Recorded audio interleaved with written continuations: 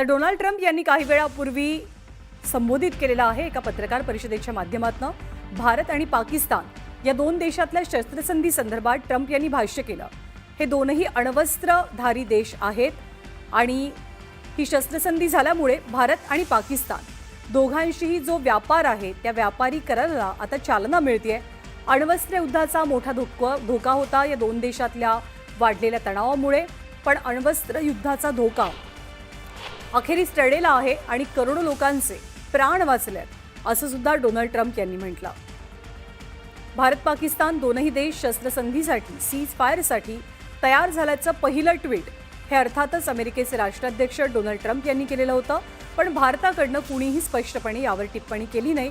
अगदी थोड्याच वेळात काही मिनिटात देशाचे पंतप्रधान नरेंद्र मोदी हे सुद्धा देशवासियांना संबोधित करणार आहेत। ऑपरेशन सिंदूर नंतर ते पहिल्यांदाच बोलतील, त्यामुळे ते कोणकोणत्या मुद्द्यांवरती विशेष भर देतील याची उत्सुकता असेल।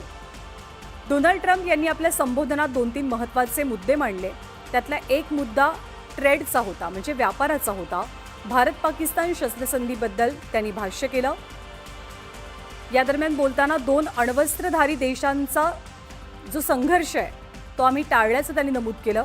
भारत आणि पाकिस्तान या दोन देशांशी व्यापारालाही चालना मिळतेय असंही ट्रम्प म्हणतात। आंतरराष्ट्रीय घडामोडींचे अभ्यासक आणि पत्रकार अनय जोगळेकर सध्या आपल्यासोबत आहेत।